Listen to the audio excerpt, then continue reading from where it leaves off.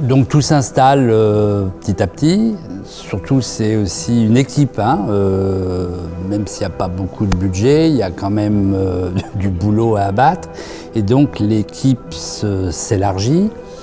Il y a Marc Lescope qui vient d'Estienne, qui manipule la lettre à la perfection. Et on commence à grossir et patatras, 92, 93, 94, toute la chose qui est installée parfaite au niveau du print, au niveau du papier et tout ça, qui se décline tout naturellement sur l'antenne, on appelle antenne tout ce qui est diffusé, est perturbé par cette nouvelle technologie, c'est-à-dire qu'il n'y a plus de magnéto à bande, où les bandes, même si c'est des bandes encore qui tournent, sont numérisées et tout est à recommencer.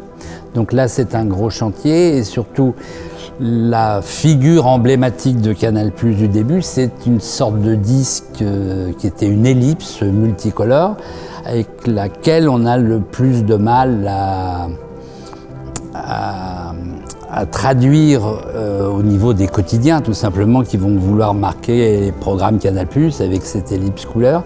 On est à l'époque des typons, des trames et autres, et il suffit d'intervertir les films pour se retrouver avec une ellipse violette et verte, et ça n'en plus finir.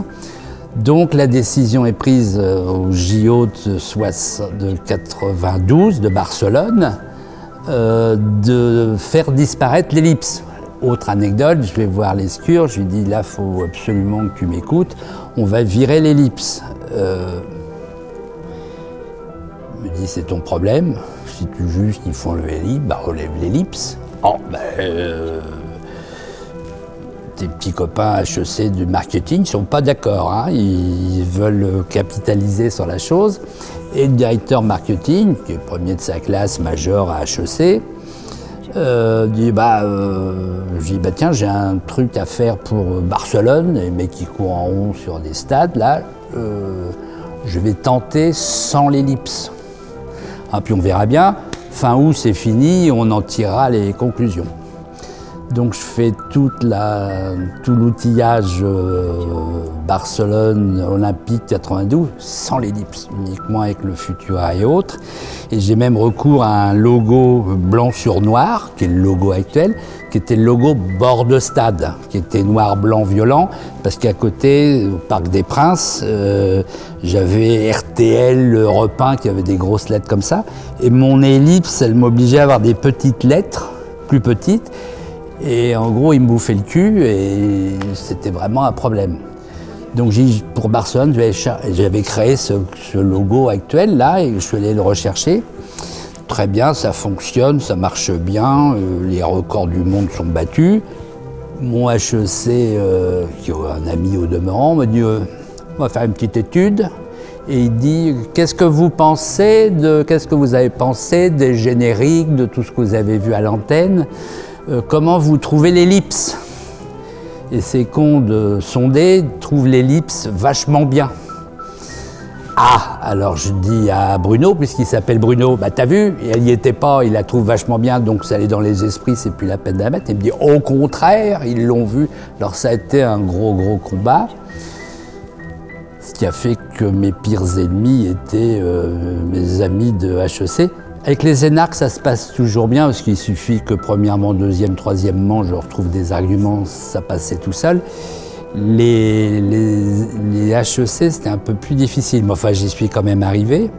Je rappelle qu'à Canal+, je faisais partie du comité de direction. La pire des insultes qu'on pouvait me faire, c'était me faire traiter d'artiste, où les directeurs financiers disaient « Étienne, t'as peut-être des trucs à faire, toi l'artiste ». Et ça, Lescure tenait absolument à ce que je sois là.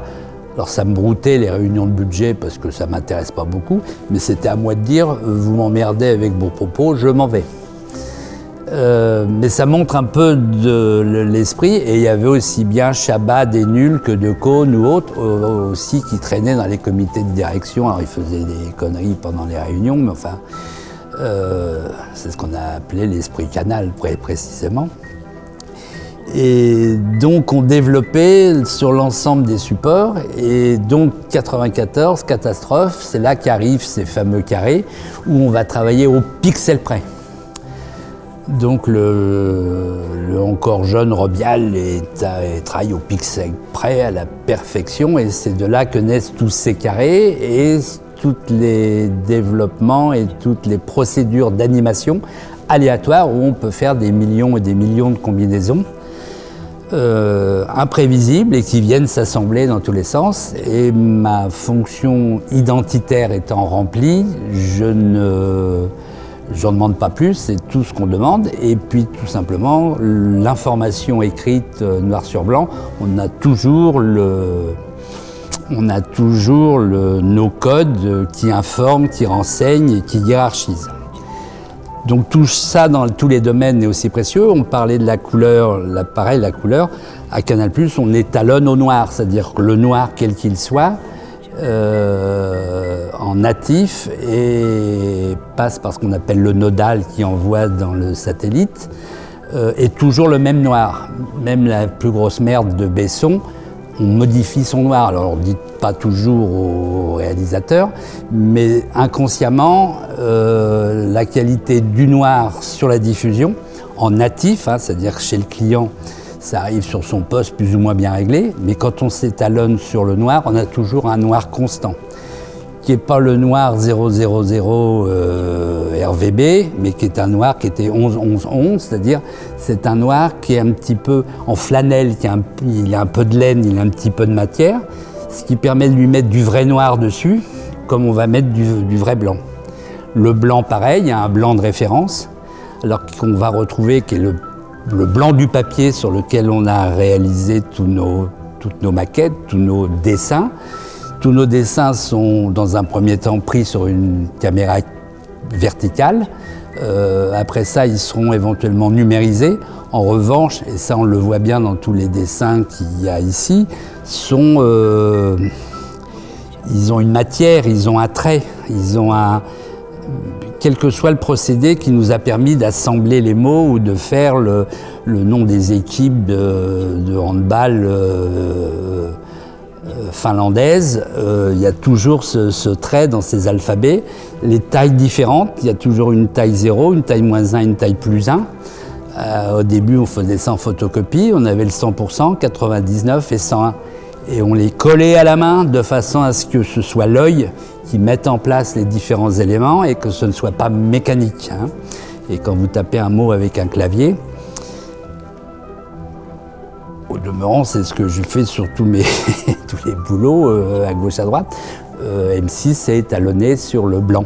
C'est un blanc qui n'est pas un blanc pur, mais qui est un blanc comme on aura sur les plateaux. C'est pas un blanc peau tout bête, mais c'est RAL 9010, qui est un blanc chaud, qui comme par hasard est le blanc de Richard Meyer sur le bâtiment. Enfin, c'est un petit monde et on retrouve nos blancs, on retrouve nos noirs ou nos estafettes ou nos petites camionnettes de livraison de décodeurs. Elles sont toutes en blanc 9010.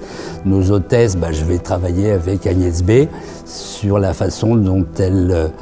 c'est ni trop cher, ni trop bas de gamme et suffisamment neutre de façon à ce que chaque hôtesse, même chez les présentateurs, ils vont tous être habillés de gris, de noir, d'étoffes, de matières différentes. En revanche, on aura toujours laissé la liberté à chacune ou à chacun de venir mettre un accessoire, une cravate, un foulard de couleur, pas n'importe quelle couleur, choisie dans notre palette de 6 couleurs.